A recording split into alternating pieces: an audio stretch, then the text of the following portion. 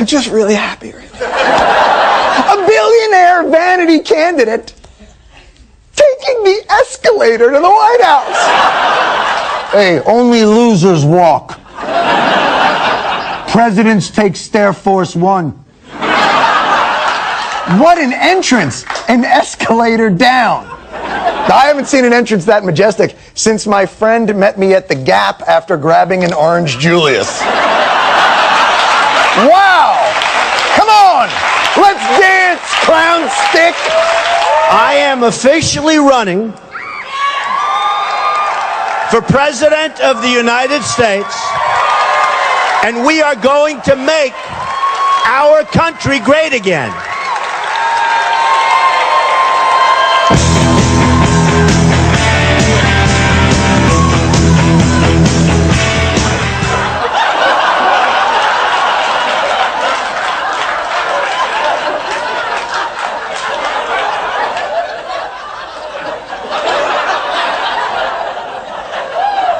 Guy scored his own presidential announcement. Hey, I'm gonna run for president. Kyle, in the sound booth. Neil Young me. Yeah. Hey, rockin' in the... Okay, cut, done. And what followed was over half an hour of the most beautifully ridiculous jibber-jabber ever to pour forth from the mouth of a Batsh billionaire. The U.S. has become a dumping ground for everybody else's problems. They're laughing at us. How stupid are our leaders? We have losers. We have losers. When did we beat Japan at anything? China has our jobs, and Mexico has our jobs. When Mexico sends its people, they're bringing drugs, they're bringing crime, they're rapists, and some, I assume, are good people.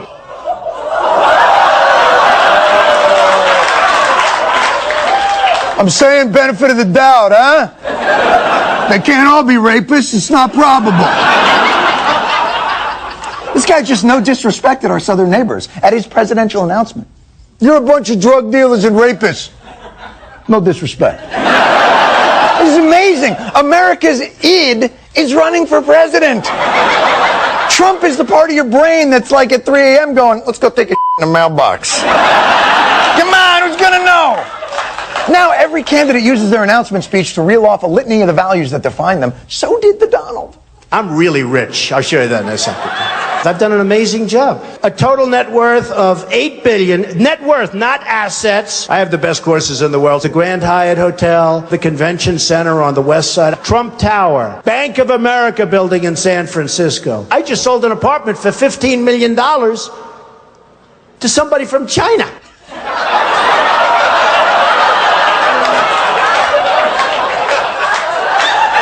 Hey, $15 million to a Chinese guy? Who's better than me?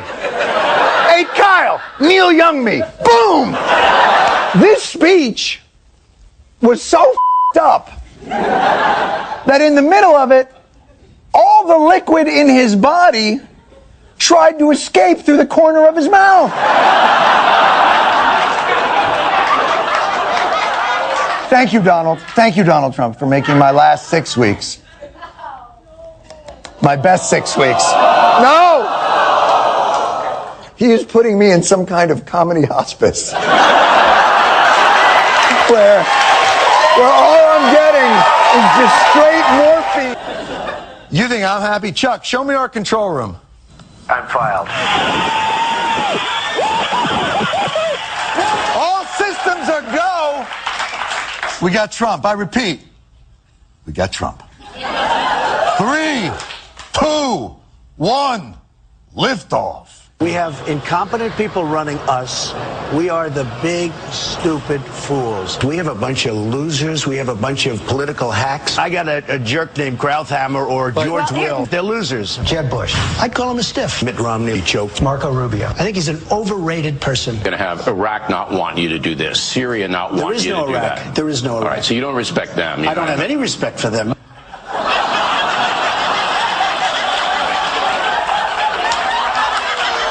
You know, you can't fire countries, right? You do. Or can you? You're Trump. Hey, New Guinea, done. Zaire, Bayer. Yeah. Uruguay, you're a gone. Myanmar, you can stay, but from now on, you're going back to being called Burma. I bought one map, 74, it's gold-plated, I can't change it. Obviously, being president is more than being our nation's most prominent diplomat. He will also be our commander in Trump, and that is where things really get good. ISIS. How are you going to defeat ISIS? I would hit them so hard. Take back the oil. Once you go over and take back that oil, they have nothing. But how do you bomb the hell out of them, and then you encircle it, and then you go in? Are you telling me you're going to send American ground troops into Syria? I'm not telling you anything. You told him the whole... You didn't tell me anything. You just told him the whole plan.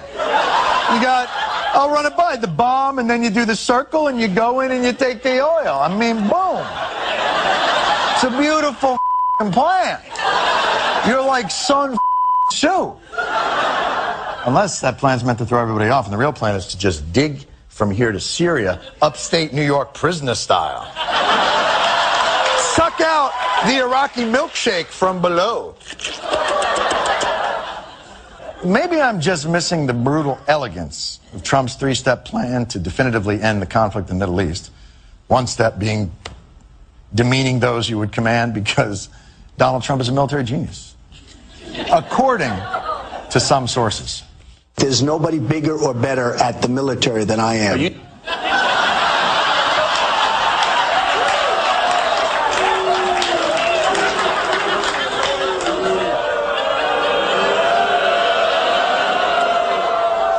I can only assume that you are booing his grammar. The fact that the noun did not follow the proper order. I am the biggest and the best at the military there's ever been. Abraham Lincoln was terrible at the military. That guy couldn't even consecrate the grounds at Gettysburg. His words, not mine. That bulbous-thumbed, lanky prick. The FBI is working with Donald Trump to protect him after the son of Joaquin El Chapo Guzman, one of the top cartel leaders in Mexico, escaped prison, and his son basically told Trump that they're coming after him. So a Twitter account allegedly belonging to El Chapo's son sent a tweet in Spanish threatening the presidential candidate over the comments he made about Mexico and Mexican immigrants. Kind of ironic. Translated into English, the message reads, "Keep fucking around and I'm going to make you swallow your bitch words, you fucking whitey milkshitter." No, that's the funniest thing I've ever read. Okay, I mean, I hope to God he's kidding. I hope it's not a real threat, and I hope that Donald Trump is protected. Okay. Yes. Our disagreements internally don't have anything to do with the health and well-being of everybody. I hope that he's perfectly okay. But milk shitter? What is that? I've never even heard of that. That's such an awesome insult. I don't know what it means, but it sounds great. It's a statement about the lactose intolerant. That's what it's about. You think that's what it's about? And Anna's right. I mean, this is the most ironic threat of all time. How dare you say that Mexicans are criminals? I will kill you. You might have been helping his cause there a little bit, big guy. I don't know if you realize that. So yes. Now, it's unfortunate. Now, even though that tweet was both scary and slightly comical, unfortunately, now it's giving Donald Trump more anecdotal evidence to make his point about Mexican immigrants, which, of course, does not represent all Mexican immigrants. They're not all rapists. They're not all drug dealers. That is a huge, huge defamatory statement, right? But here's what Donald Trump is now saying on Twitter. He says, Mexico's biggest drug lord escapes from jail. Unbelievable corruption, and USA is paying the price. I told you so. Trump's plan is to build a wall, which they already have, but I guess he's saying expand it, and then make Mexico pay for that wall, and somehow that's going to deal with the drug problem. That's not going to deal with the drug problem at all. We have a case study to prove it. And we have to say the two most obvious things. First off, he's like, I was right. They're coming over here. He's not here. Like, wait a minute, he didn't come to America. Do you have info on that? If you do, please turn it into the authorities. He's saying it as if, like, El Chapo is in a shopping mall in Minnesota right now. He's still in Mexico. So what does that have anything to do with the immigrants that you're talking about? I told you. You didn't tell me anything. Second of all, Miles E. Johnson from Mother Jones made a great point. So Trump's like, I told you we need to build a wall. The dude dug a tunnel. So your wall wouldn't do dick for the people digging tunnels underneath your wall. Underneath. By the way, when the son of the largest drug cartel kingpin in Mexico is sending you death threats, you should probably shut the fuck up. Right? Like, I would probably stop tweeting about this situation, but no, Trump continues. Let me give you some more examples. Can you envision Jeb Bush or Hillary Clinton negotiating with El Chapo, the Mexican drug lord who escaped from prison? El Chapo and the Mexican drug cartels use border unimpeded like it was a vacuum cleaner, sucking drugs and death right into the United States. Trump, however, would kick his ass. Oh, would you? Would you? All right. First of all, nobody's negotiating with El Chapo. Why would Hillary Clinton be negotiating with El Chapo? And Trump, are you planning to negotiate with one of the worst criminals in North America? Like, if they caught him, are you going to negotiate with him? If they don't catch him, how would you negotiate with him? No negotiating. He will kick his ass. What?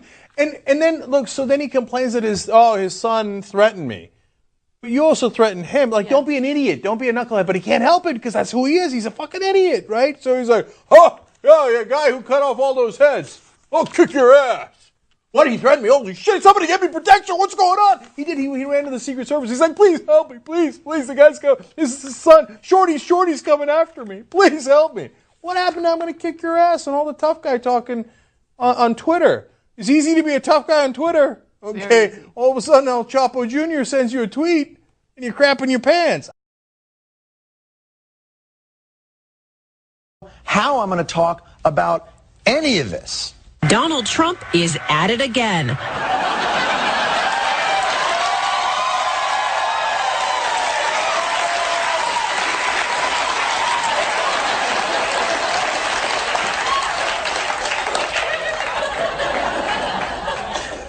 And then he appeared. Donald Trump, the patron saint of topical comedians who are just running out the clock. Just out of curiosity, what is he at again?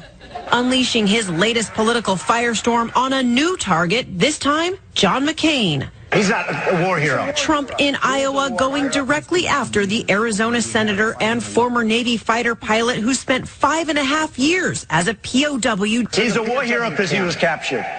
I like people that weren't captured, okay? I hate to tell you. Hey. Nah, let me just, hold on, And you know what else, if I may, just a moment, and cancer survivors too. Let me tell you something. No, hey, let me just say this. No, please, I like people who don't get cancer. Let me tell you something. I like winners. Those are the people whose bodies don't suffer from an uncontrollable division of abnormal cells attacking their organs. Those are the people we should be making wishes and running marathons for. Winners.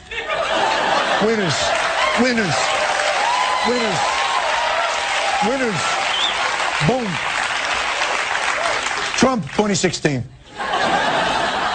Trump's bold POWs. Oh, we're going out, baby. On a high note.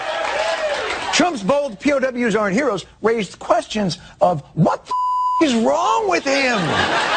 When you're criticized or attacked, you often respond with name-calling, using terms like dummy, loser, total losers on Twitter and elsewhere. You even demean some people's physical appearance. Is that something you would continue doing if you were president? Oh, I don't think. Look, when people attack me, I, let them have it back. You say physical appearance, it's my hair, but people are constantly attacking my hair. I don't see you coming to my defense. My hair is just fine.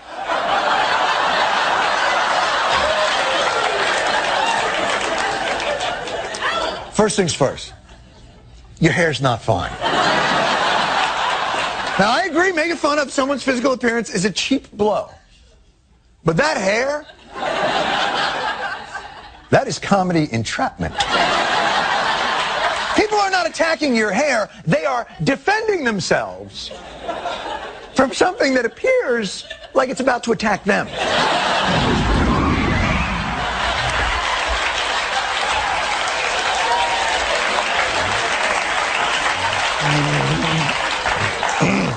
I smell a new Pixar movie. Trump's comments clearly caught on tape. Trump had no choice but to recognize that he had misspoken and take the honorable way out. Nah, I'm just with you. Here's what he did. Why did Savannah start off by saying I said that he was not a war hero? I never said that. I said he was a war hero, Matt. Savannah started it off by saying I said that he wasn't a war hero. I didn't say that. I stand corrected. I could have sworn you said it. Let me just listen to the tape again real quick. He's not a war hero. Yeah, that sounded like... You know what? Let's watch it upside down, because maybe I didn't...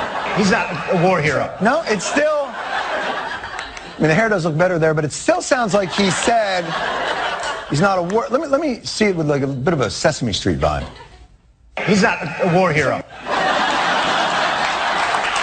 Well, that appears to be brought to you by the letter. You said it! So you said it. The next sentence was, he is a war hero. I said that, but they never want to play it, and you don't want to play it. If you would have let it run just another 3 seconds, you would have said that I said very clearly he is a war hero. He's not a war hero. He's a war hero. He's a war hero. 5.5 years. He's a war hero because he was captured.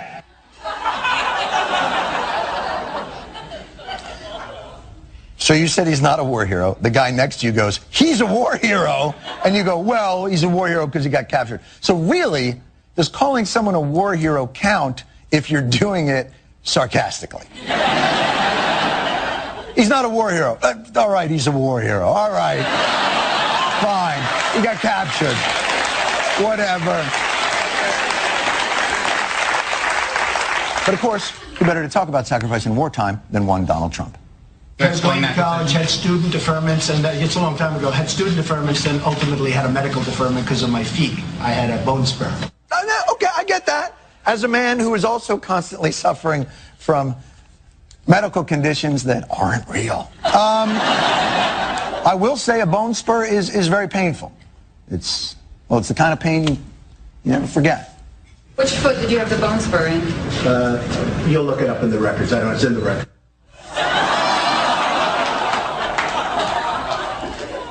Right or left, one of those two. I don't know. It's probably the one I don't normally have in my mouth. Look, Donnie, Trumpese, baby, don't flame out now. Listen, don't flame out now. I got to squeeze 3 more weeks of this. You're at the point where even your fellow Republican presidential candidates, the people who were trying very hard not to recognize what a terrible person you are, now have to recognize what a terrible person you are.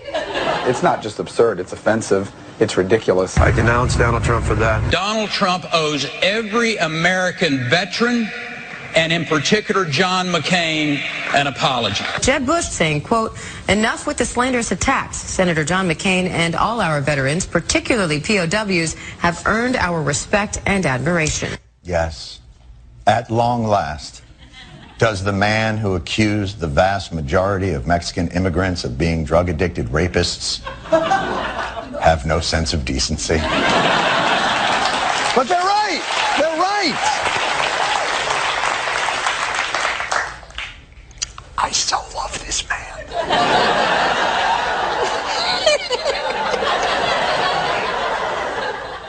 I really feel like he's some sort of Jewish holiday waiting to happen. Like, we thought the craziness would only last a day. But by a miracle, it burned for 8, 10, holy That's what we should call it. Holy Here's the thing I don't get. Why is anyone acting surprised about Trump? The only reason you like this guy in the first place is because of the terrible things he was willing to say about Obama. But Trump has no control over the projectile vomit of dickishness that comes out of his mouth every time he opens it. It was inevitable some of his word puke was going to get on you.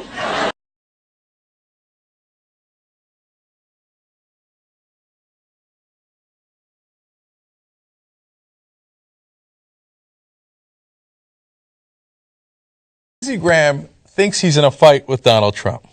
Dude, don't do it. Don't do it. Lindsey, you are unprepared for this fight. So he's going to try to stoop to Donald Trump's level because he's upset at what Donald Trump said about his good friend, John McCain. With the hilarious line, I like people who weren't captured. It's still funny. Okay, wrong, but funny. Anyway, so Lindsey's going to come in here, and he thinks he's going to insult Donald Trump. Well, go get him, Lindsey. Go ahead. I asked what his first thought was when he heard Trump's comments about his good friend. That he's a jackass. Really? That he's bringing his name down and he's not helping the process. So what he said about John, I think, was offensive. He's becoming a jackass. Senator, you seem angry. I am really pissed. Oh, yeah, I know. Sure you are, Lindsey. Okay. Boy, I tell you, I am really peeved. I am vexed. I'm very, very vexed. He's a jackass. I said it twice. Who's a singer? I got him. That'll show him, man. You think so, Lindsey? Okay, hold on. Before we get to Trump's response, he also said, if he were merely a self-absorbed B-list celebrity, his unchecked ego could be tolerated as a source of mild amusement, but he now wants to become president. And this stuff is too serious to let a clown like Donald Trump run amok here. Well, what are you going to do about it? You going to do something, or are you going to sit there and bleed all day? So now let's go to Donald Trump's response. First, the usual stuff. He says, oh, Lindsey Graham, he's a stiff. He's an idiot. Dummy. Just warming up. Standard Trump fare. Just warming up. Now, let him have it, Trump. I mean, I got a little dose of it. I was coming up, and I see your senator. What a stiff. What a stiff. Lindsey Graham. By the way, he's registered 0 in the polls. 0. He's on television all the time. You have this guy, Lindsey Graham, a total lightweight. Here's a guy in the private sector. He couldn't get a job, believe me. Couldn't get a job. And then I watched this idiot Lindsey Graham on television today, and he calls me a jackass. He's a jackass. Dude, he went to your house. He's in South Carolina. Lindsey Graham's a senator from South Carolina. And notice the little, he's a stiff, he's a lightweight. Okay, a little wink and a nod there for anybody paying attention, okay? And then he starts with the rubbing it in. Well, he said it's 0. It's true. Latest poll has Lindsey Graham at 0, Donald Trump at 24 points. Okay, nearly doubling the second closest competitor. It's like, God, this guy, you're going to call me a jackass. You think that's all Donald Trump's going to do? Nah, then you don't know Donald. Now he's going to take it over the top and show you how to get real attention. So Lindsey Graham says to me, please, please, whatever you can do. You know, I'm saying to myself, what's this guy, a beggar? He's like begging me to help him with Fox and Friends. So I say, okay, and I'll mention your name. He said, could you mention my name? I said, yes, I'll mention. And he gave me his number, and I found the card. I wrote the number down. I don't know if it's the right number. Let's try it. 202. I don't know. Maybe it's, you know, it's 3-4 years ago, so maybe it's an old number. 202. So, I don't know. Give it a shot. We bleeped out the number. He said it out loud. And then everybody called him. That's his cell number. He just doxed him in public. This guy is king troll.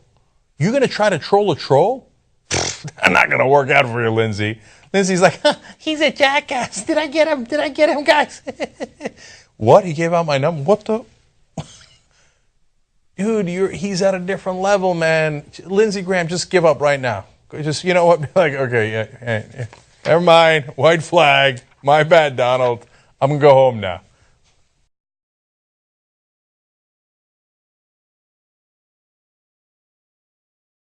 Are you guys ready for this? Donald Trump is no longer sitting at number 1. Donald Trump is now sitting at an overwhelming number 1 in the Republican primaries. Look, the voting hasn't started yet, I know. It's not state by state. It's not Iowa. It's not New Hampshire, okay?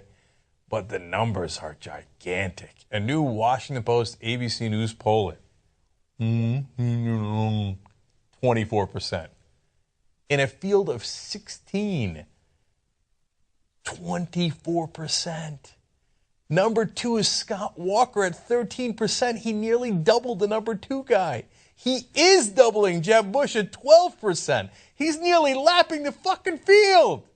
He's wiping the floor with you guys as if you're his hairpiece. Mike Huckabee's at 8, Rubio's at 7. The rest is a disaster. I'm surprised Bobby Jindal got 2%. That's as high as he'll ever go. Poor Lindsey Graham and Carly Fiorina at 0%. Oh, Lindsey Graham thinks he's in a feud with Donald Trump. Dude, he's at 24, you're at 0. There ain't no feud. Okay, there's no beef to be had there. The primaries, the elections for the presidency of the United States of America, it is a sober task we must undertake with great discretion and seriousness of purpose. But this guy is so much fun! And then I see Rick Perry the other day. He put glasses on so people will think he's smart. And it just doesn't work. Watching this man run for president, it's like eating ice cream on a roller coaster made of blowjobs. It is so much fun. I want to watch him all the time. And yet I feel so dirty. And I'm not just letting myself down, I'm letting down the forefathers of this great nation who entrusted us to steward their noble experiment in self-determination. But they never came up against anything like this guy. Can you imagine if he was there when they were around? John Hancock, he's a loser. Hey, what kind of a loser needs to put his name in giant letters on everything? Hey, what? John Hancock, what a loser. No!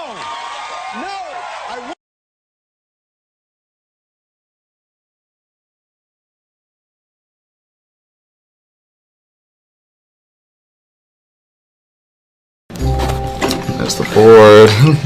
It's gold and classy. This isn't for kids.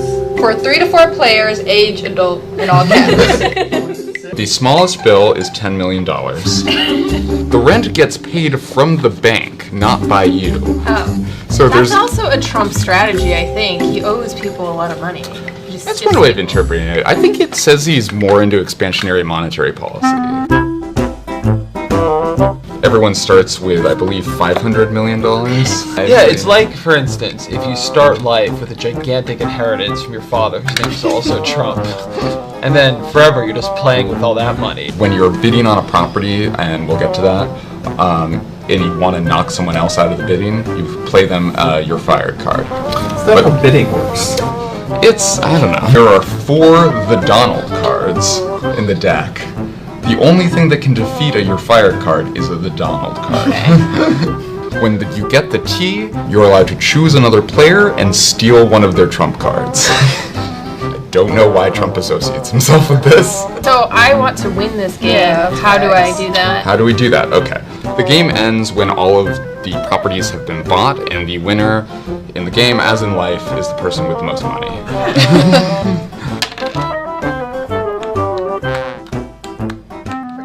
I just spent $270 million on this Akron hotel.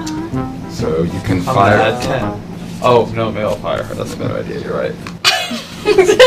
Get fired. It's weird to play this game with your when I'm boss. fired, I'm just like, we're playing the 2nd edition, is my understanding. Yeah. You can imagine that the 1st edition of this game actually maybe had some type of intellectual structure to it, and then by this 2nd edition, we've got these you're fired cards inexplicably, but it's part of his new persona.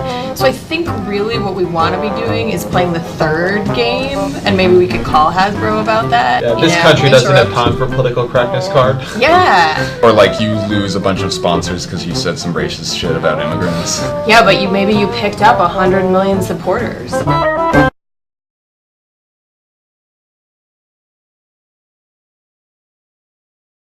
Idiots end up on the mainstream media constantly. We have this awesome catfight going on right now between Michelle Malkin and Donald Trump, as you would imagine, is not particularly conducted in the most mature fashion. So let's take a look at the first tweet that came out. This is from Michelle Malkin.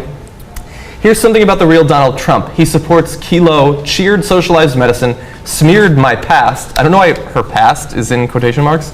She did have a past. And called me a dummy. And then she uses the totally unnecessary hashtag. Then she follows on with still waiting for coward real Donald Trump to tell me what in my past I should be ashamed of. Notice she doesn't like call him or something. Yeah. She sends tweets, very mature. Because she knows that suckers like us are going to talk about it, so she got exactly what she wanted. Totally. No. I want to talk about it because I think it's ridiculous. Well, he finally does, like 12 hours later, he finally does respond with this. At least dummy is true. Oh, damn. Oh, dummy. Oh, man. Oh, no, he didn't. Yeah, so I apologize. After that, her second tweet comes out that she's still waiting for actual details about her past. And so he follows on with an even more mature tweet. Oh, boy. You were born stupid. Oh, my goodness. All right, I don't like Donald Trump. I don't like him. But I kind of like those tweets. That is awesome. It shows that he's immature. It's a very juvenile thing to get involved in, especially on a public forum like Twitter. But at the same time, she was born stupid. Well, or at least she learned that it's to her financial benefit to appear stupid. Well, yeah, she's punching upward, which is a pretty good idea when you want to get more attention, is that you punch upward instead of, Donald Trump, who's, should probably not have replied, not have even bothered, but he basically just gave her a ton of play. So. Hey, I've got some of the creepiest stuff going on by Donald Trump here to play for you, and I'm kind of distraught by the entire thing because it's so sick. Donald Trump has made a number of really strange comments about his 33-year-old daughter, Ivanka Trump, over the last several years.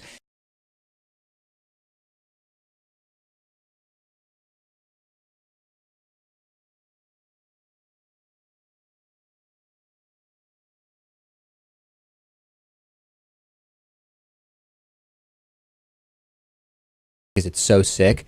Donald Trump has made a number of really strange comments about his 33-year-old daughter, Ivanka Trump, over the last several years. And he seems to have no plan of changing that now that he's running for president. The Rolling Stone article that came out last week, referencing an interview with Donald Trump, read Trump saying about his daughter, "Yeah, she's really something, and what a beauty, that one. If I weren't happily married and, her father, ... sort of saying Trump would be interested in dating and having sex with his own daughter if it weren't for the fact that she's his daughter."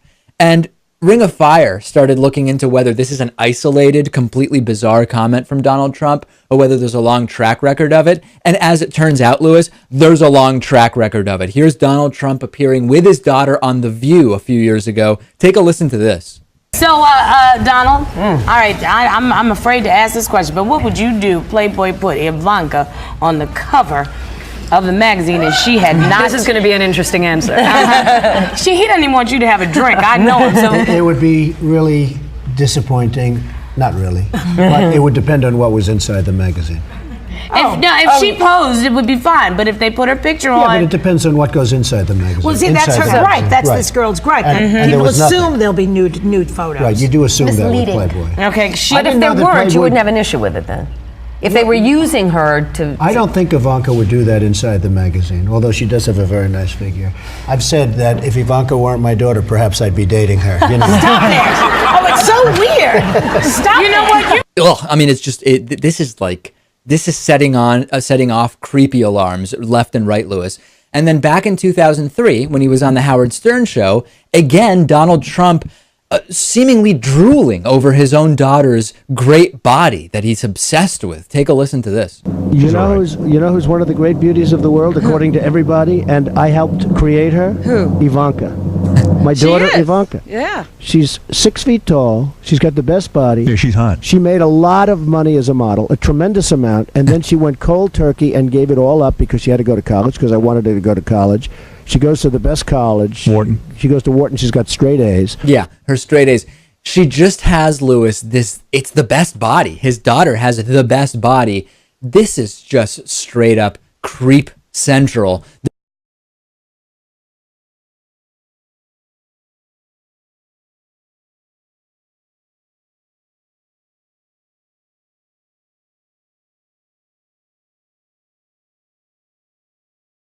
So where is everyone else? Where's the rest of the team? Well, it's a bit of a long story. This. What we found, we were put deliberately next to each other, clearly a rather Machiavellian plot created by your father to inspire to inspire a certain added tension to the two teams. So we discovered the girls listening into our conversations, right? So we created a false argument between Vinny and myself.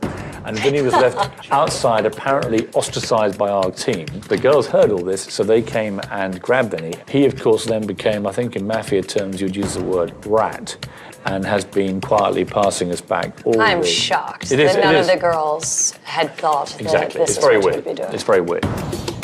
This is straight out of the Omarosa playbook. For her not to think that the guys are setting her up is, it's really beyond me. I have nothing to do with the sabotage. He didn't like it. He feels that we've compromised our integrity. My view is do you think it's right in business to be sabotagey? I'm sort of into sabotage, but I think sometimes it can hurt you. Like, I don't mind. I was a little shocked to learn that Ivanka Trump was a little bit okay with slight sabotage. Sometimes works, and it sometimes backfires. So it really just depends. Look, if it all goes pear-shaped for us because of the sabotage, It's not good for the women. If I were them, and for obvious reasons, I wouldn't have taken him. I'm a little disappointed in Empresaria. It seems weak for taking Vinny, and I worry for them, especially because Hydra seems to be doing a very good job under the leadership of Piers. I think he's been a leader from the get-go.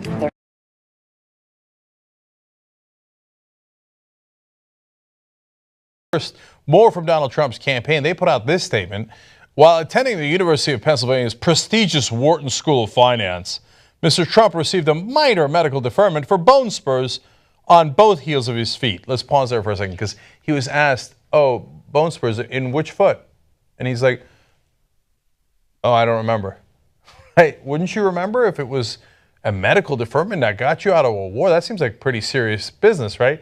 So in the statement afterwards, they're like, yeah, it was both feet. Sure it was. Sure it was. So Smoking Gun looks at the records, finds out how many deferments he actually did get. Was it 1? 2? 3? Come on, dude. No, not 3. 4? Can't be more than 4. 5. Nice job. Tying Dick Cheney. 5 deferments out of Vietnam. He prefers people who weren't captured. One way to not get captured is not to go at all. Always thinking. Okay, so Smoking Gun explains, the son of a wealthy real estate developer, Trump received 4 student deferments that were followed by a 1968 medical deferment that came a few months after he graduated from the University of Pennsylvania's Wharton School. Oh, Vietnam, bone spurs. I mean this one. Both of them. Okay. Now, you know what Trump was doing at the same time? Great article in Washington Post today. He was partying it up in New York City. He said that when he got out of Penn, he only had $200,000 in his pocket. In today's money, that's $1.4 million. He only had $1.4 million in his pocket. That doesn't count as daddy's money. By the way, how did he get the $1.4 million? From daddy. He said, oh, he worked hard at his dad's businesses over the summer. You remember when you worked over the summer at your dad's businesses and wound up making $1.4 million in pocket change? You remember that, right? And he says, no, but he also had a hard time in those days of Vietnam. He said he had trouble. Sometimes it was dangerous going to collect the rent. He says sometimes people got upset when he went to go collect the rent. No wonder his dad had to give him $1.4 million for summer work. I mean, it sounds like it was a dangerous job. What was John McCain doing at that time? When he ejected out of his jet, which was shot down in North Vietnam, he had broken both arms and one of his legs. He landed in a lake and had to swim out in a 50-pound backpack. Once he gets out of the lake, they bayonet his foot on top of that, and they break his shoulder with a rifle butt, okay? Then they go to set his arm, and they don't set it in the right place. They do it without Novocaine. And then they break his arms again later. In 1968, while Trump is living it up in Manhattan, McCain is trying to figure out how he can walk again in a windowless room. And this guy questioned the service of John McCain, saying he prefers people who weren't captured. Trump said at this time, now these are, of course he talked about this in his book much earlier, but these are the same periods of time that are now being put together by the Washington Post. And Donald Trump said that he used to go to a place literally called Le Club. As you at the Le Club, it's your birthday, okay? He said he would see 7 models at the same time having sex on the tables. He said he would see 75-year-old businessmen with 3 Swedish models having sex.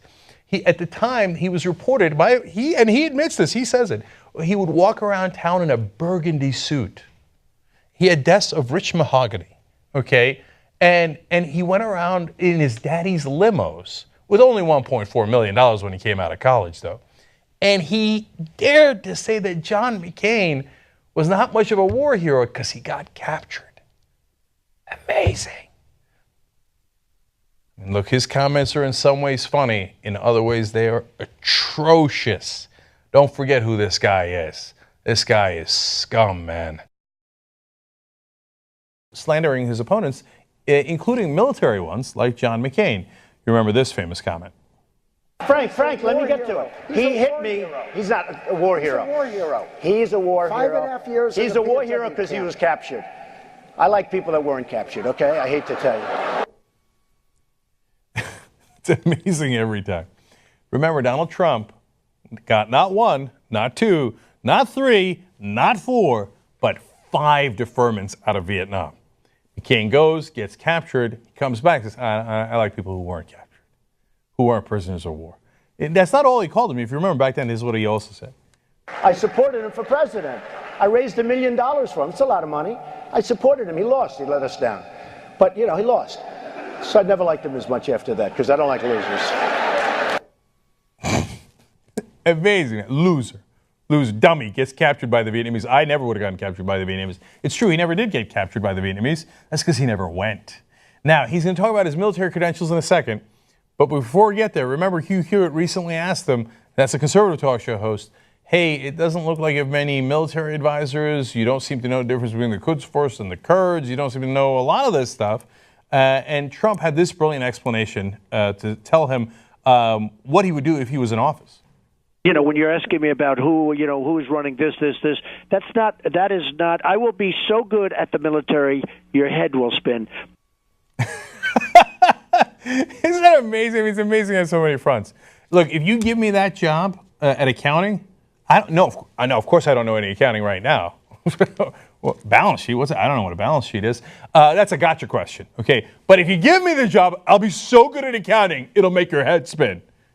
It would be preposterous in any other circumstance. So finally, why did he have to go to that prep school? Because he'd gotten kicked out of the last school he was in when he was in 8th grade. Why did he get kicked out? Because he assaulted a music teacher. Now get a load of this. He claims he assaulted that music teacher because, quote, I didn't think he knew anything about music. All the way back in 8th grade, this obnoxious prick, bullying everybody, including his teachers, hitting a teacher. Why? Because I know music better than you. I'm the music guy. You don't know anything about music. My music numbers are terrific. That's what they had to send him, his bratty, sorry ass to New York Military Academy. He learns nothing from the experience. He comes out and says, I know military better than you military people who were in war and were in danger and got shot at. I went to a prep school. I'm fantastic. And this obnoxious prick is clearly the #1 candidate on the Republican side. So Republicans, apparently this is what you wanted all along. Someone who didn't know a goddamn thing, but just could bully people, make up one lie after another, and by the way, denigrate our troops while he does it. So be careful what you wish for. Looks like you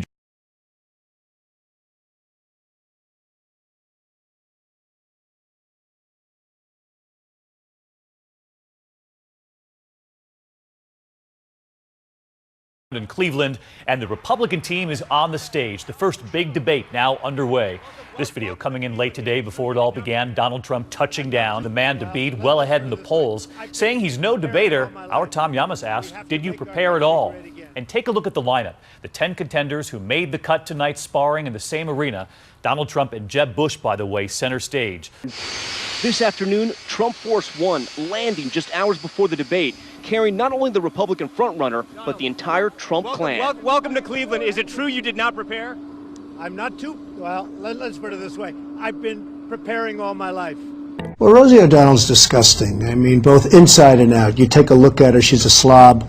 She talks like a truck driver. Trump is not the nicest kid on the playground. Rosie is a loser. If I were running The View, I'd fire Rosie. I mean, I'd look her right in that fat, ugly face of hers. I'd say, Rosie, you're fired. There. So probably I'll sue her because it would be fun. I'd like to take some money out of her fat ass pockets. Did the counterpart? Trump bullied, bulldozed, and built his golf course. I want to get rid of that house. It's going to create a bit of a stir, but if we're not... Who cares? Who cares? You know what? Who cares? Although he did explain what he'd bring to the table as president. Part of the beauty of me is that I'm very rich. Number 2, all a Twitter after election results.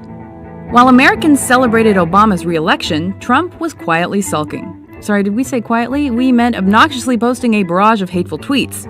Actually, let's open this up to anything Trump has ever said on Twitter ever. What does he use his 140 characters for? Feuding with respected newsmen, quoting himself, bragging like it's going out of style, which it is, by the way, and name-calling. You stay classy, Donald Trump. Let me tell you, I'm a really smart guy. What's the difference between a wet raccoon and Donald J. Trump's hair? A wet raccoon doesn't have $7 billion in the bank. Cleveland, is it true you did not prepare? I'm not too, well, let's put it this way. I've been preparing all my life. We have to make our country great again. That's what we have to do. We have to make America great again. What's it like to have the bullseye? And can I see hands? Who is unwilling tonight to pledge your support to the eventual nominee of the Republican Party and pledge to not run an independent campaign against that person. Again, we're looking for you to raise your hand now. Raise your hand now if you won't make that pledge tonight. Mr. Trump. So, Mr. Trump, to be clear, you're standing on a Republican primary debate. I fully understand. The place where the RNC will give the nominee the nod. I fully understand. And that experts say an independent run would almost certainly hand the race over to Democrats and likely another Clinton.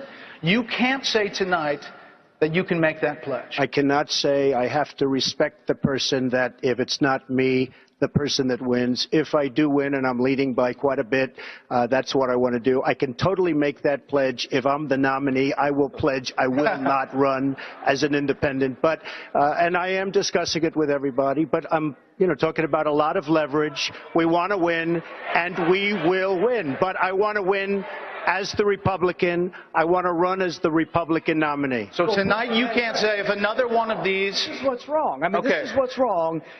He buys and sells politicians of all stripes. He's already, hey, look, he's already hedging his bet on the Clintons, okay? So if he doesn't run as a Republican, maybe he supports Clinton or maybe runs as an independent. Okay. But I'd say that he's already hedging his bets because he's used to buying politicians. Well, I've given him plenty of money. Just to be clear, you can't make it. We're going to move on. You're not going to make the... I will not make the pledge at this time. Okay. Mr. Trump, one of the things people love about you is you speak your mind and you don't use a politician's filter. However, that is not without its downsides, in particular when it comes to women. You've called women you don't like fat pigs, dogs, slobs, and disgusting animals. Your Twitter account... Only Rosie O'Donnell. No, it wasn't. Your Twitter account...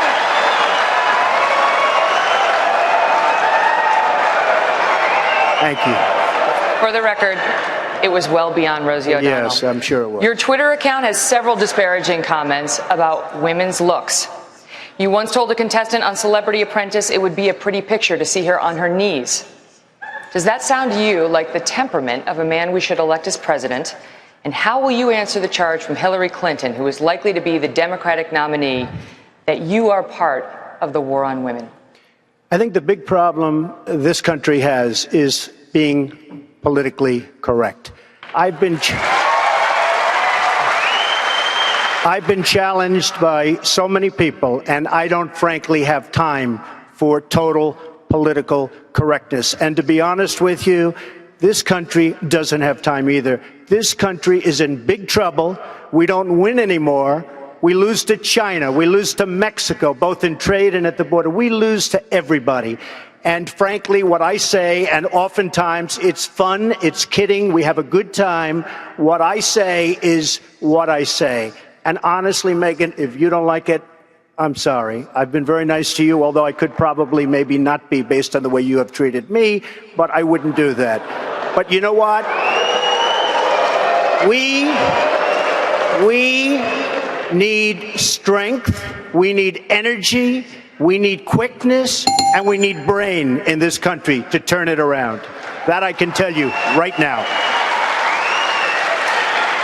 Single payer, it works in Canada, it works incredibly well in Scotland. Hold on 1 second. I got a newsflash. I know. Hold on, Senator Paul. Newsflash: the Republican Party's been fighting against a single-payer system for a decade. So I think you're on the wrong side of this if you're still arguing for a single-payer system. I don't think you heard me. You're having a hard time tonight.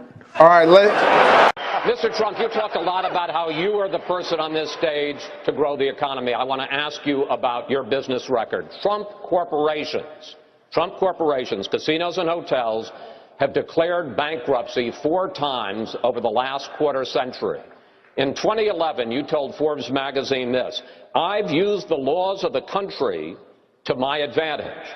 But at the same time, financial experts involved in those bankruptcies say that lenders to your companies lost billions of dollars. Question, sir, with that record, why should we trust you to run the nation's business? Because I have used the laws of this country, just like the greatest people that you read about every day in business have used the laws of this country, the chapter laws, to do a great job for my company, for myself, for my employees, for my family, etc. I have never gone bankrupt, by the way. I have never. But out of hundreds of deals, but sir, excuse me, that's your line, but your companies have gone bankrupt. What am I saying? Out of hundreds of deals that I've done, hundreds, on 4 occasions, I've taken advantage of the laws of this country, like other people. I'm not going to name their names because I'm not going to embarrass, but virtually every person that you read about on the front page of the business sections, they've used the law. The difference is when somebody else uses those laws, nobody writes about it. When I use it, they say, oh, Trump, Trump, Trump. The fact is, I built a net worth of more than $10 billion. I have a great, great company. I employ thousands of people, and I'm very proud of the job I did. Again, Chris, hundreds and hundreds of deals. 4 times I've taken advantage of the laws, and frankly, so has everybody else in my position. Well, sir, let's just talk about the latest example, which is Trump Entertainment Resorts, which went bankrupt in 2009. In that case alone, lenders to your company lost over $1 billion and more than 1,100 people were laid off. Well, is that the way that you run the country? Let me tell you about the lenders. First of all, these lenders aren't babies. These are total killers. These are not the nice, sweet little people that you think, okay? You know, I mean, you're living in a world of the make-believe, Chris. You want to know the truth.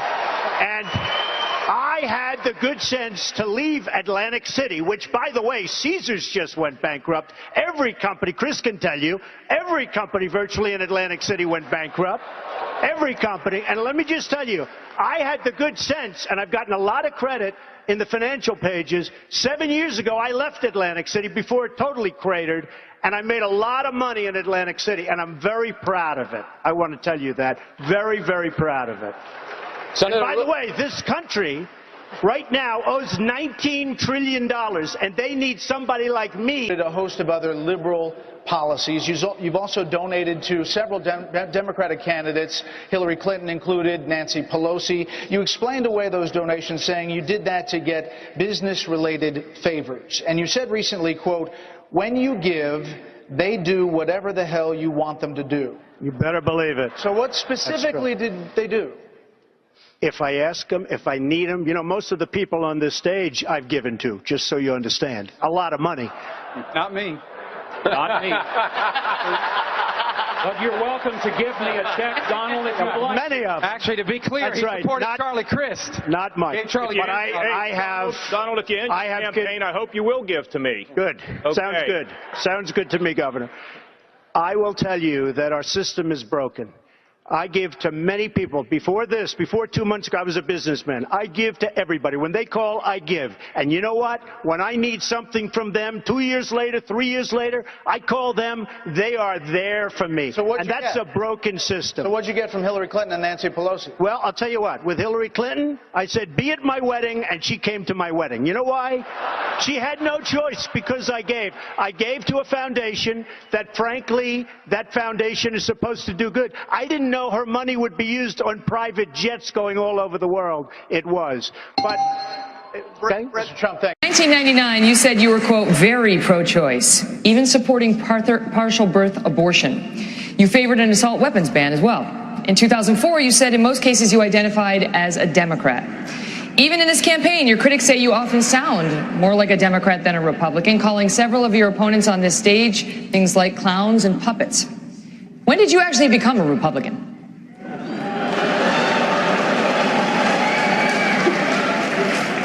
I don't think they like me very much. I'll tell you what, I've evolved on many issues over the years, and you know who else has is Ronald Reagan evolved on many issues. And I am pro-life, and if you look at the question, I was in business, they asked me a question as to pro-life or choice, and I said, if you let it run, that I hate the concept of abortion. I hate the concept of abortion. And then since then, I've very much evolved. And what happened is friends of mine years ago were going to have a child, and it was going to be aborted, and it wasn't aborted. And that child today is a total superstar, a great, great child. And I saw that, and I saw other instances, and I am very, very proud to say that I am pro-life. As far as being a Republican is concerned, I come from a place, New York City, which is virtually, I mean, it's almost exclusively Democrat. And I have really started to see some of the negatives Mexico is sending. Many killings, murders, crime, drugs pouring across the border, our money going out and the drugs coming in. And I said, we need to build a wall, and it has to be built quickly. And I don't mind having a big, beautiful door in that wall so that people can come into this country legally, because our leaders are stupid. Our politicians are stupid. And the Mexican government is much smarter, much sharper, much more cunning, and they send the bad ones over because they don't want to pay for them. They don't want to take care of them. Why should they, when the stupid leaders of the United States will do it for them? And that's what's happening, whether you like it or not. Here's the best of Donald Trump from the debate last night, and of course by the best I mean absurd nonsense that somehow the Republican base gobbled up. Corporations, Trump corporations, casinos and hotels have declared bankruptcy 4 times over the last quarter century. In 2011, you told Forbes magazine this: I've used the laws of the country to my advantage.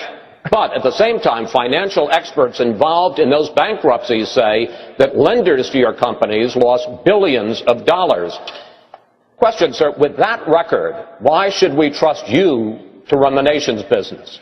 Because I have used the laws of this country, just like the greatest people that you read about every day in business have used the laws of this country, the chapter laws, to do a great job for my company, for myself, for my employees, for my family, etc. I have never gone bankrupt, by the way. I have never. But out of hundreds of deals... But, sir, excuse me. That's your line, but your companies have gone bankrupt. Out of...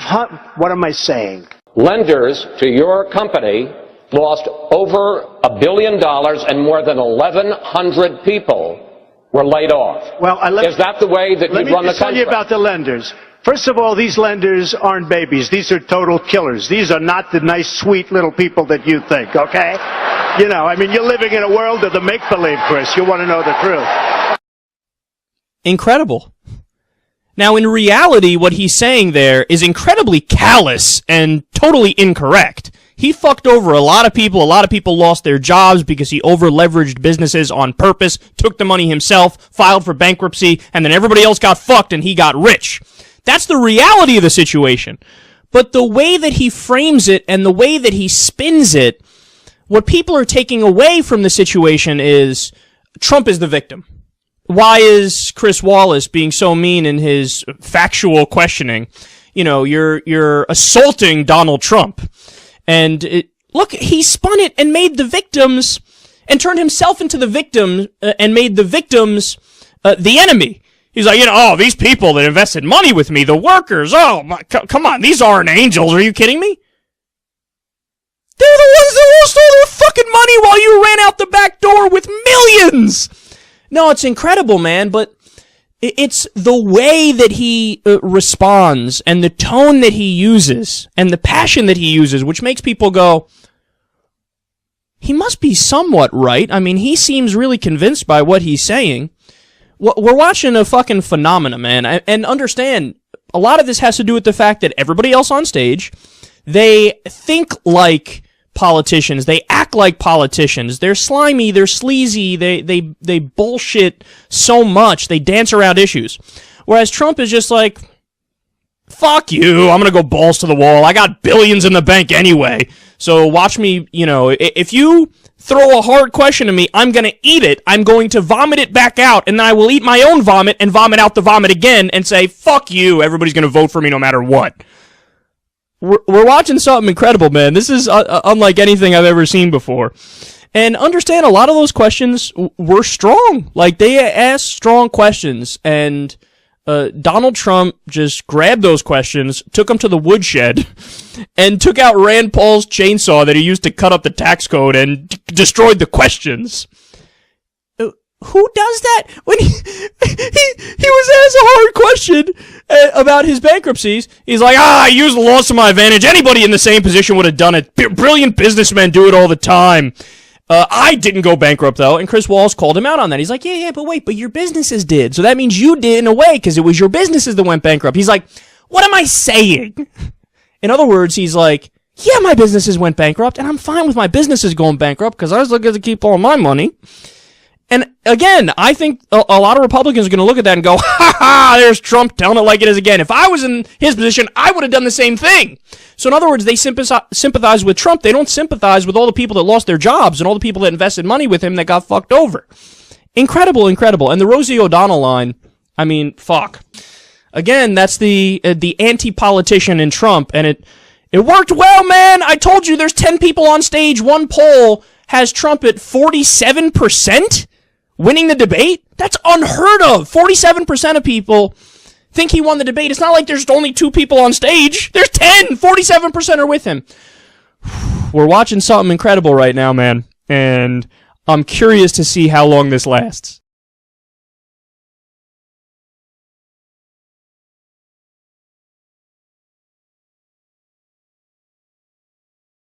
Immediately being called out as a potential sexist on social media. You've called women you don't like fat pigs, dogs, slobs, and disgusting animals. Your Twitter account... Only Rosie O'Donnell. No, it wasn't. For the record, it was well beyond Rosie O'Donnell. Yes, I'm sure it was. Your Twitter account has several disparaging comments about women's looks. You once told a contestant on Celebrity Apprentice it would be a pretty picture to see her on her knees. Does that sound to you like the temperament of a man we should elect as president? And how will you answer the charge from Hillary Clinton, who is likely to be the Democratic nominee, that you are part of the war on women? I think the big problem this country has is being politically correct. I've been challenged by so many people, and I don't frankly have time for total political correctness. And to be honest with you, this country doesn't have time either. And honestly, Megyn, if you don't like it, I'm sorry. I've been very nice to you, although I could probably maybe not be based on the way you have treated me, but I wouldn't do that. But you know what? It's Christopher Walken up there. I do fucking. I don't. You know what? It's ridiculous. You know, I mean, it's a great show. It is a great show. What he's doing. I think it's a great show. Yeah. And I think he actually won that question from Megyn Kelly. So do I. I think he won it in the room. I think you heard women cheering You hear for him there. women cheering. And so, can we go at it now? So what I just want to say, what Megyn Kelly's doing there is she got her orders from Roger Ailes. That's the only questions, the hard questions that was asked of anybody. And that was them coming after Trump on that. Look, they started it right off the bat. First question, knowing what they were going to get. Will all of you swear to support the nominee no matter who he is? Trump didn't go after. Trump raised his hand as the only one who wouldn't necessarily make that pledge. They knew that from the start. By far, the hardest questions were directed at, I think, at two candidates. They were directed at Donald Trump, overwhelmingly the most challenging questions, also at Rand Paul. Two people who they don't have any interest in getting the nomination. Also the sense that also, for people who aren't paying attention, that they hate political correctness. Yeah. That they hate it. And when he goes out and challenges her in that effective Trump way, when she questions him on it, and he's like, oh, what are you talking about this? So I told a girl that she'd look good on her knees. What are we talking about, Megyn? Come on. I think unquestionably some people are like, yes. Yeah, it seemed like they were playing, I mean, Donald Trump, it's like, no, I'm the monster you guys created. This is what you guys have always been upset about, is that people are politically correct. And everybody who cheered there and every person who votes in the Republican primary has called women those same things. Yes. That's why they're like, I've said that shit. I wouldn't want to lose my job over it. Yeah. I'd call Rosie O'Donnell a fat whatever. I'm sure. Yeah, I love that you called him the monster that they created. Yeah, and they've been saying for 20 years now, the richest people are the best people. And he's showing them that maybe not always. And they're trying to take him down from the left right there. Yeah. So that's the weirdest way to take him down. It's like they're going, hey, you're not, like, as if this was a Democratic debate. That's again a winner. That's a winning You'd question. ask Biden that question or something. He won that question, and Megyn Kelly looked like she looked like Sandra Fluke. I guess he wasn't as well spoken, and his responses once he left the hall, once the debate was over, he started sending out a stream of tweets. There's a lot of different types. The first we're going to show you is him attacking Megyn Kelly, either through his direct words or through retweets. So he said, I'm getting a lot of Megyn Kelly hate mail tonight. She is totally overrated and angry. She really bombed tonight. Let's see. Fox viewers give low marks to bimbo Megyn Kelly. We'll consider other programs. That is a retweet there. A bimbo. He's being interviewed by Megyn Kelly tonight. He retweeted that today. Let's see. The biggest loser in the debate was Megyn Kelly. You can't out-Trump Donald Trump. You will lose. Again, retweeting there. Not really a retweeting. I would like to point out that he is a douchebag. So he is, quote, retweeting. He won't even give him real credit for the tweet. I really enjoyed the debate tonight, even though the Fox News trio, especially Megyn Kelly, was not very good or professional. They can't do anything right. Let's see. And then, wow, Megyn Kelly really bombed tonight. People are going wild on Twitter. Funny to watch. So he said she bombed multiple times. This is, can you be less presidential?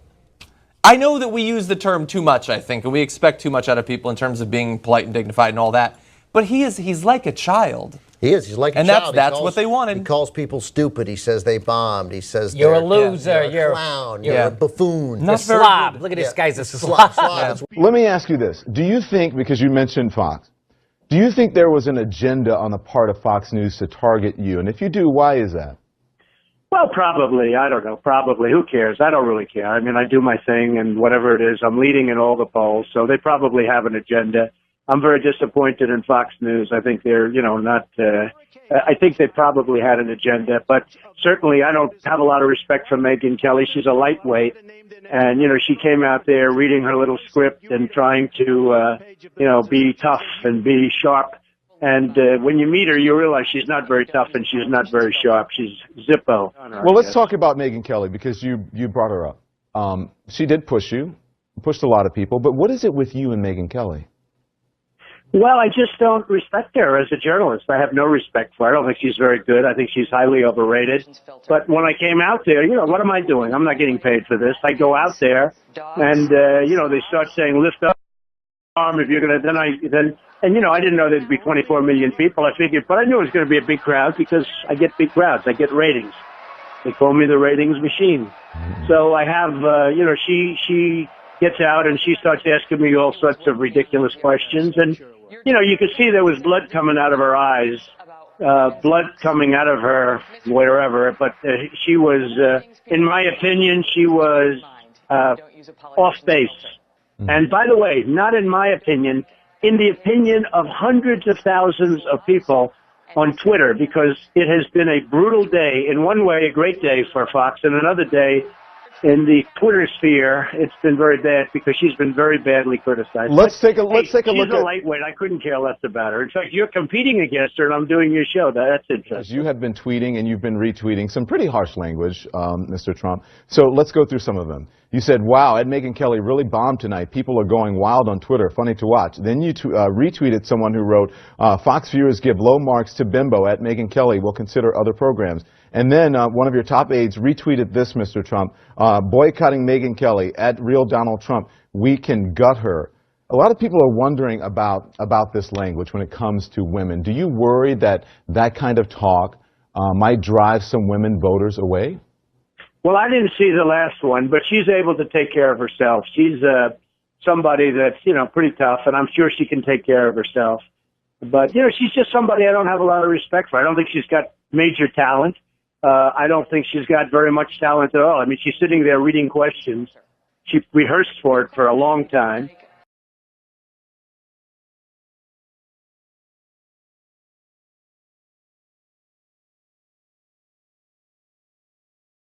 There have been other fringe candidates who have been at the top of the polls. Michelle Bachmann last time out.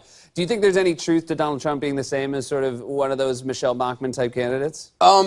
You think he's a fringe candidate? He's leading the GOP Well, she race. was leading around this time. I mean, there have been leaders. A split second. Yeah. I don't think you can compare. I think Donald Trump defies the laws of political gravity at this point. Yeah. I mean, and Michelle Bachmann, her star rose quickly, but it fell quickly as well. Yes. Look, Donald Trump has the money to back up, whatever he wants to do, and he's tapped into something very powerful. Your job is to make fun of him, but that's not my job. My job is I take all candidates seriously, and so I actually like talking to Donald Trump. I like interviewing him. It's rare that you talk to a politician who doesn't come with a huge entourage, which ironically Trump does not. He just kind of shows up into the lobby of his own building, admittedly. But he'll pump his fist at the crowd. He shows up, sits down. There's nobody telling you to wrap it up after 10 minutes. And he, says what's on his mind, whether you agree with it or not. And he attacks you in the process, which is always entertaining. Now, he's doing incredibly well. He is doing incredibly well. The other thing that I'm constantly impressed by is when he angrily tweets at people, sometimes the hours he keeps are insane. Just at after the Fox debate, which has got to be an exhausting experience. Sure. 2 a.m., 2:35 a.m., 4 a.m. Yeah, and she's a loser. Yeah. She should hang out with Seth Meyers. Yeah. I like to think that he's, like when you're asleep and you wake up and you have a great idea, all his ideas are, someone's a loser. Right. Well, I just keep imagining his wife being like, honey, get off the Twitter, or whatever. Like, what is going on? I mean, really, at 4 a.m., he is tweeting. Yeah, and he seems to know every negative thing. He knows. He's watching right now on some monitor somewhere. I don't think we're going to change his mind about what he thinks. Right now he's probably tweeting, that's Seth Meyers. He confirms it. He's a loser. Cooper's a loser Meyers, for top going of the loser polls. Right. You see that loser Cooper on that loser Meyers show? What a waste of time. Are you surprised? No, but I've aired an interview with him that went on for 40 minutes. He was tweeting about the interview while it was airing, and then I had a guest on right after who'd written a book about Trump, who Trump hates, and Trump is tweeting about the guest while the guest is on. That guy knows nothing. He's a loser. He's definitely taken the edge off loser, because at some point you look at who he's called losers, and it's great company. You're like, oh my goodness. Yeah, right, exactly. I can't believe it. I didn't really think I'd accomplish that much.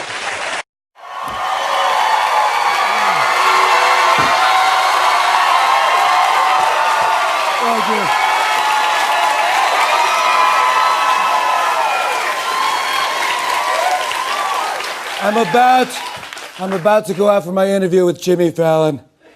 I'll call you back after I comb my hair. Talk to you in 3 hours. Wow, I look fantastic.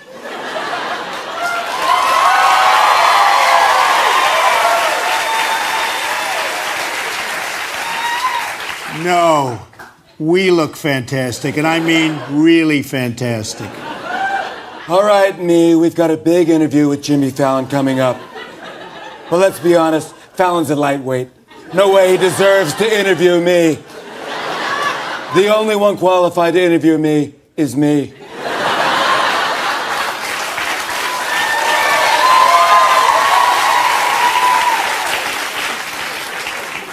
Me interviewing me, that's what I call a great idea. Of course it's a great idea. We thought of it.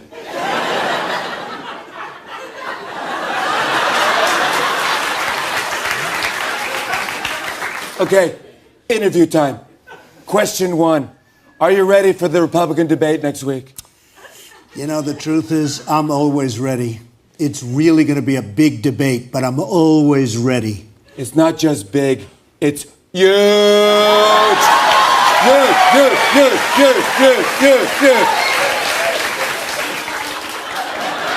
Huge! Next question. How are you going to create jobs in this country? I'm just going to do it.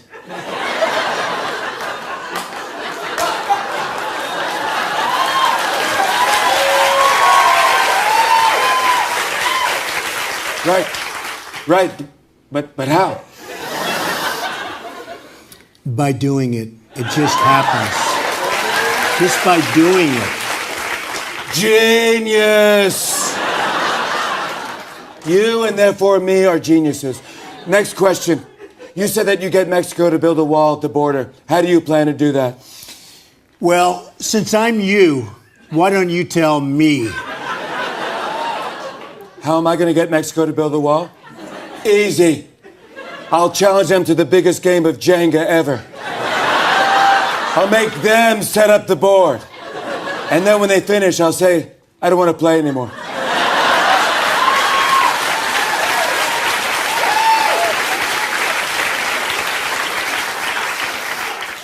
You want to know something? That's genius. I knew it was.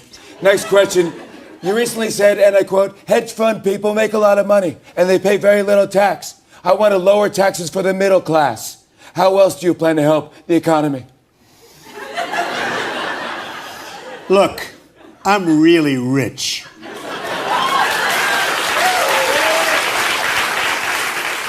I know how to run a business, and I know this. Our country's going to be well off with me. So here's what I'll do. First, we have to cut government spending. It's out of control, totally out of control.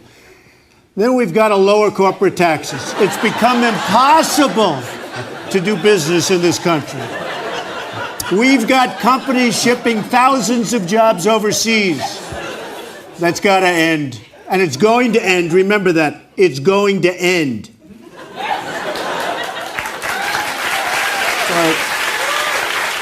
I'm sorry. I wasn't paying attention. I was too busy staring at my beautiful reflection. I'm like a Greek god that just took a bath in a pumpkin spice latte.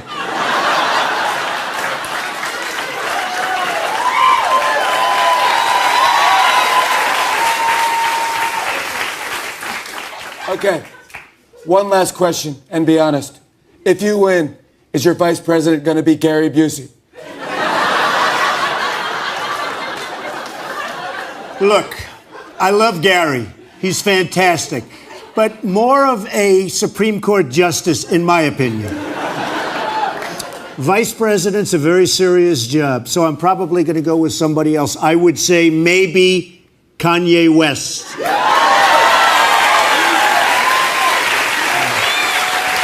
Smart move. All right, guess it's time to go out and talk to that dopey goofball Jimmy Fallon and give him the biggest ratings his pathetic show has ever seen. How do you think it's going to go? It's going to be really classy. It's going to be really fantastic. It's going to be huge. Start the music.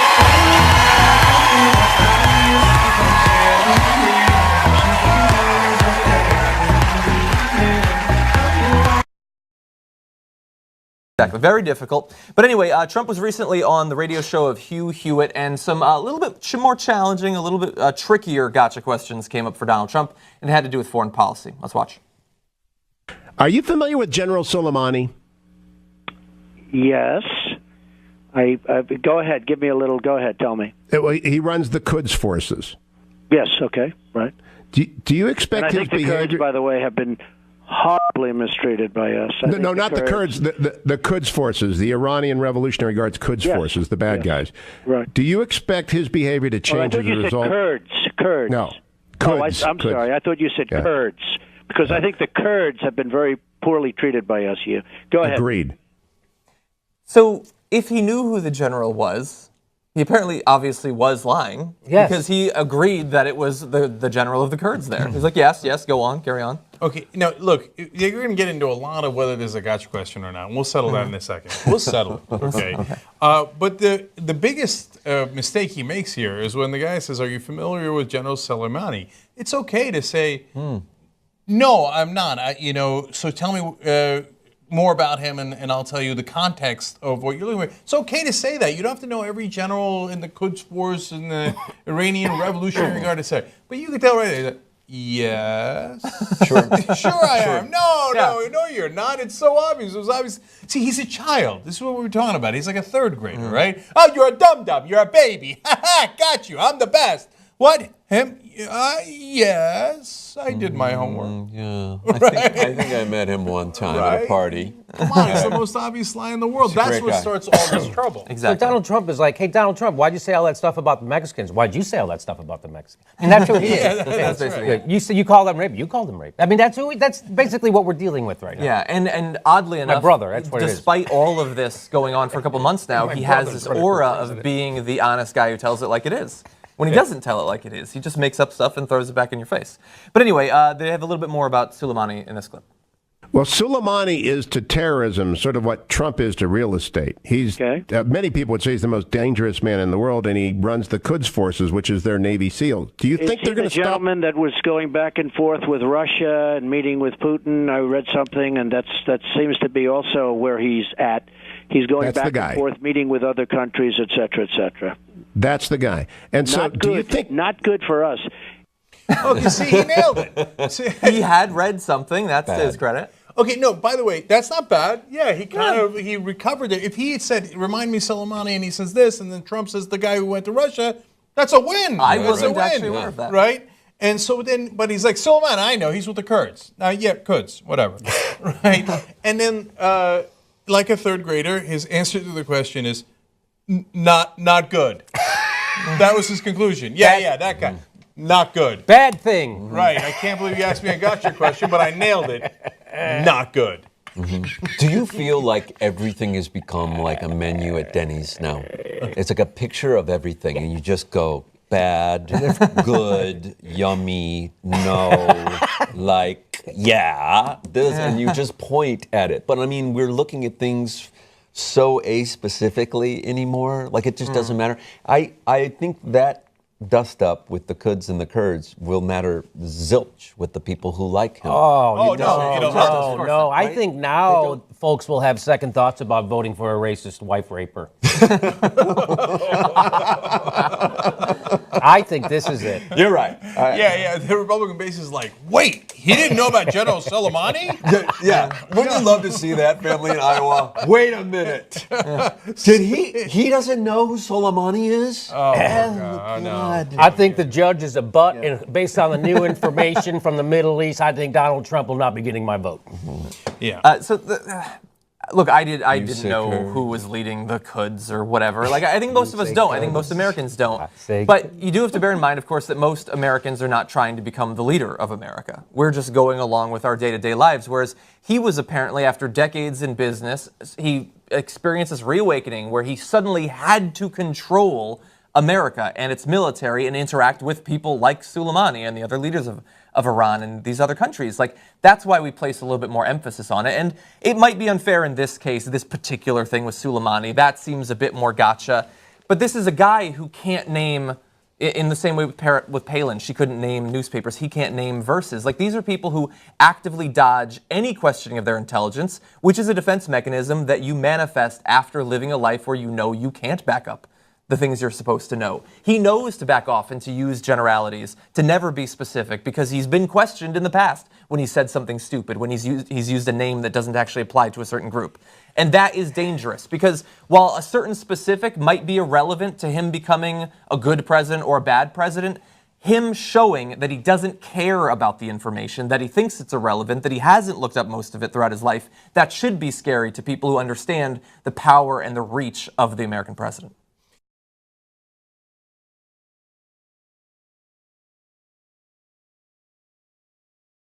Ms. Fiorina, I want to start with you. Fellow Republican candidate and Louisiana Governor Bobby Jindal has suggested that your party's frontrunner, Mr. Donald Trump, would be dangerous as president. He said he wouldn't want, quote, such a hothead with his finger on the nuclear codes.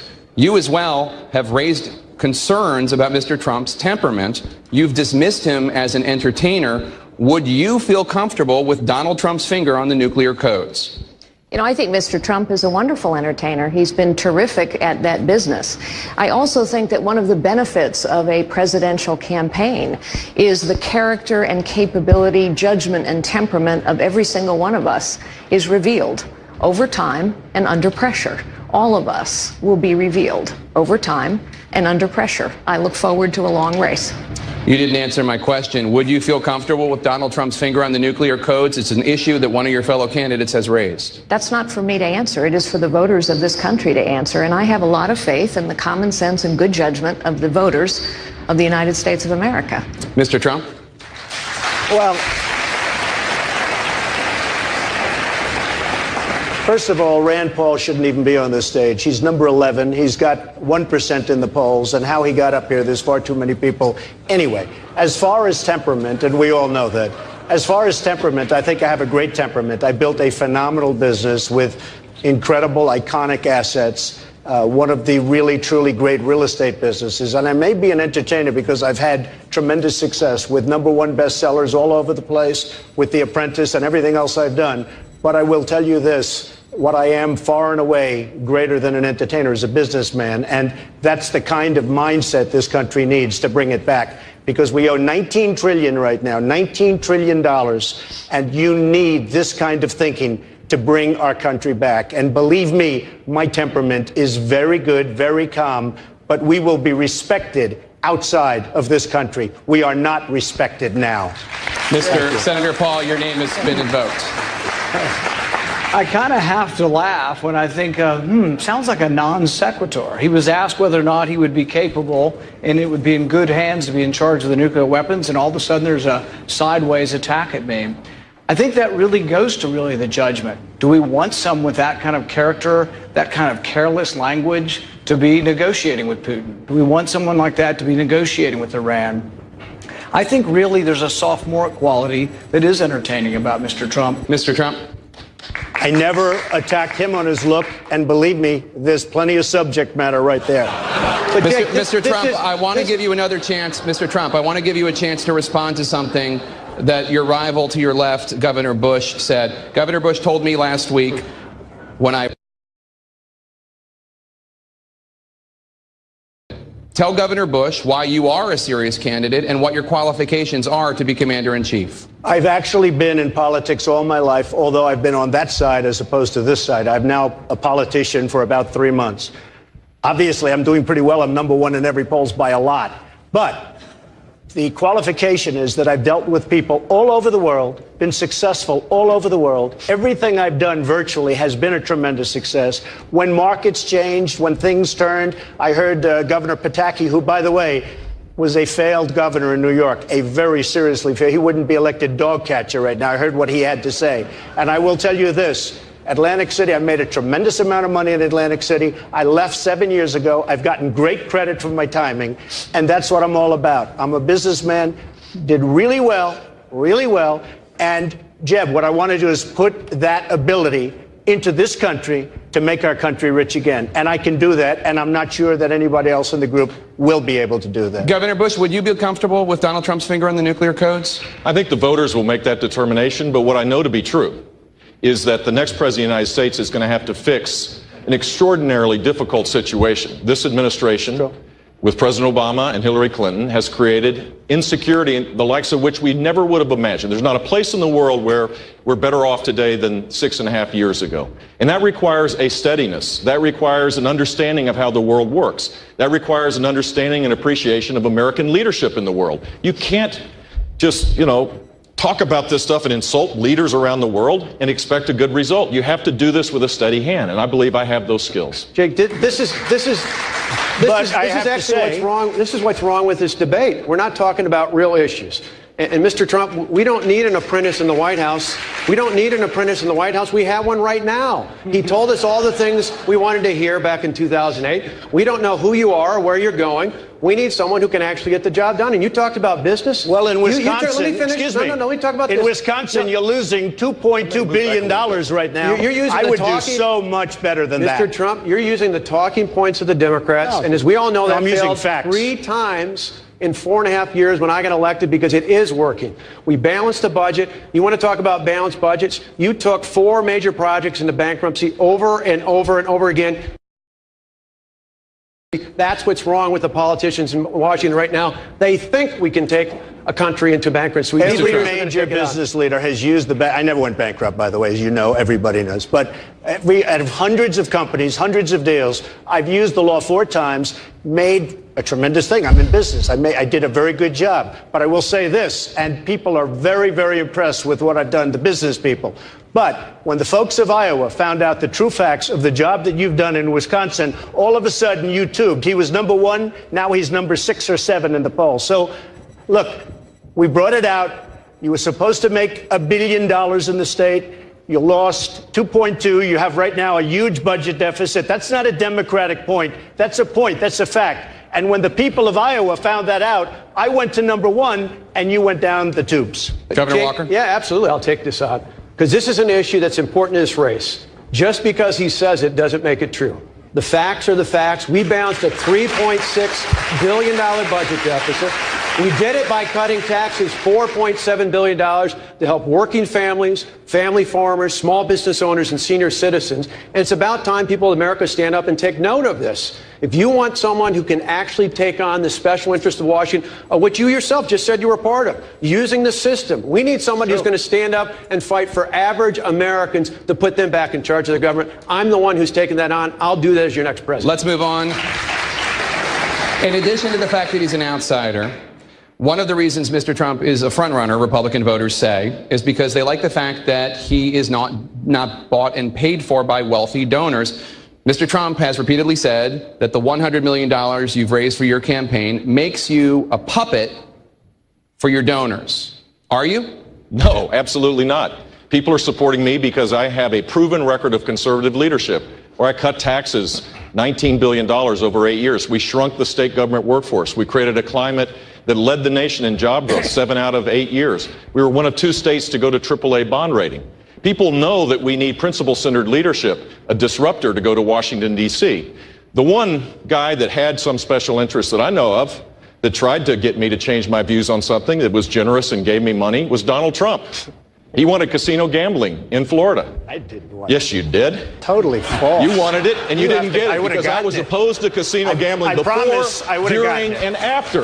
And that's not, I'm not going to be bought by anybody. I promise, if I wanted it, I would have gotten it. No way, man. Believe me. Nope. I know my people. Not even possible. I know my people.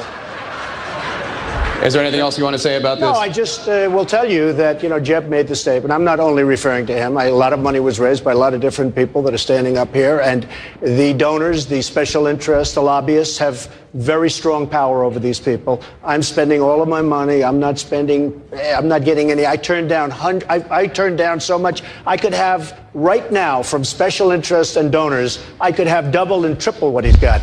I've turned it down. I've turned down last week $5 million from somebody.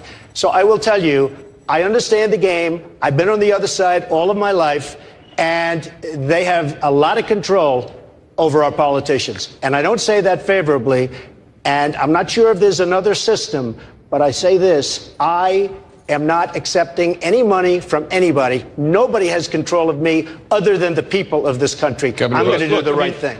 You got, according to your to what you said on one of the talk shows, you got Hillary Clinton to go to your wedding because true. you gave her That's money. true.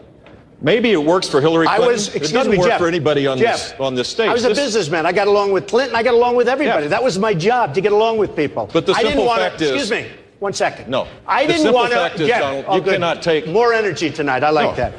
Look, I was asked the question. I didn't want. It was my obligation as a businessman to my family, to my company, to my employees, to get along with all politicians. I got along with all of them, and I did a damn good job in doing it. Go ahead. So, he supports Pelosi. He supports Schumer. He supports Clinton. Got along with everybody. And when he asked Florida to have casino gambling, we said no. Wrong. We said no, and that's the simple fact. The simple don't fact make things is, up, Jeb. Don't cut me off. Come sir. on, don't make things Jake, up. can I say something? To Russia, if we could. Russia is sending troops and tanks into Syria right now to prop up a U.S. enemy, Bashar al-Assad. President Obama's incoming top general says, quote, Russia presents the greatest threat to our national security. Mr. Trump, you say you can do business with President Vladimir Putin. You say you will get along, quote, very well. What would you do right now if you were president to get the Russians out of Syria? All right, so number one, they have to respect you. He has absolutely no respect for President Obama. Zero. Syria is a mess. You look at what's going on with ISIS in there. Now think of this. We're fighting ISIS. ISIS wants to fight Syria. Why are we fighting ISIS in Syria? Let them fight each other and pick up the remnants. I would talk to him. I would get along with him. I believe, and I may be wrong, in which case I'd probably have to take a different path, but I would get along with a lot of the world leaders that this country is not getting along with. We don't get along with China. We don't get along with the heads of Mexico. We don't get along with anybody. And yet at the same time, they rip us left and right. They take advantage of us economically and every other way. We get along with nobody. I will get along, I think, with Putin, and I will get along with others, and we will have a much more stable world. So just to clarify, the only answer I heard to the question I asked is that you would reach out to Vladimir Putin and you would do what? I believe that I will get along. We will do, between that, Ukraine, all of the other problems, we won't have the kind of problems that our country has right now with Russia and many other nations. Senator Jake, Mr. Trump, yes. 2 years ago, President Obama drew a red line that the Syrian dictator Bashar Assad crossed. President Obama threatened to strike. He did not. His knees buckled. We now have 4 million refugees. Syria is a living hell. And he turned to the Congress for the authority to back him up. You have 3 senators to your right who said no. Do they bear responsibility for this refugee crisis? And what would you have done when Bashar Assad crossed that line? Number one, I wouldn't have drawn the line, but once he drew it, he had no choice but to go across. They do bear some responsibility, but I think he probably didn't do it not for that reason. Somehow he just doesn't have courage. There's something missing from our president. Had he crossed the line and really gone in with force and done something to Assad, if he had gone in you with tremendous force, you wouldn't have millions of people displaced all over the world. How much responsibility, Mr. Trump, did the senators hold? I think they had a responsibility, absolutely. I think we have 3 of them here. Senator Rubio? I think they had a responsibility. Yes. Senator, be finished. Thank you, Governor Bush. Donald Trump, let me just the quote was, I'm not sure we need $500 million for women's health issues. He said he misspoke. He said that. You said that that's going to haunt him. Why do you think that? I think it's a terrible statement. I think it's going to haunt him absolutely. He came back later and he said he misspoke. There was no question because I heard when he said the statement. I was watching and he said the statement and I said, wow, I can't believe it. I will take care of women. I respect women. I will take care of women. One thing we will say, and I would like to get back to the Iran situation.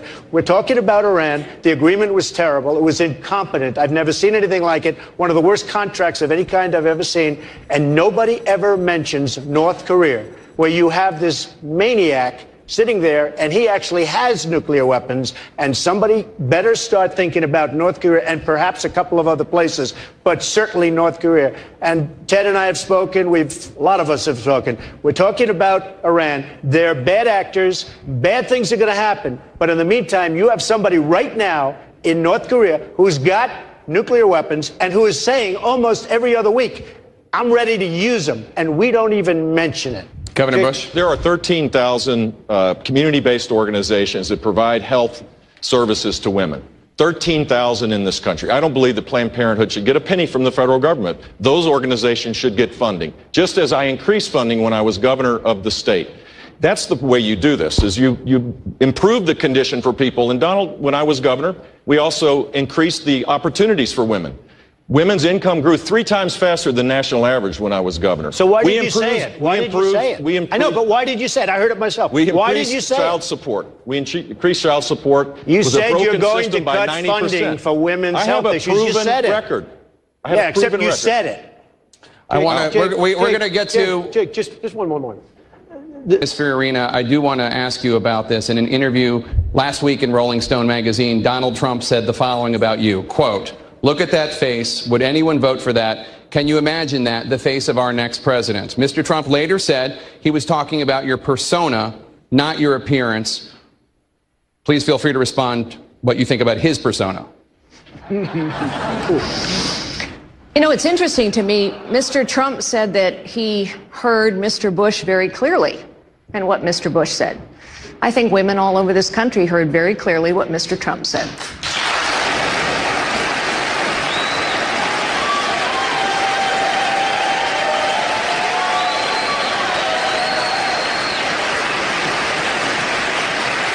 I think she's got a beautiful face, and I think she's a beautiful woman.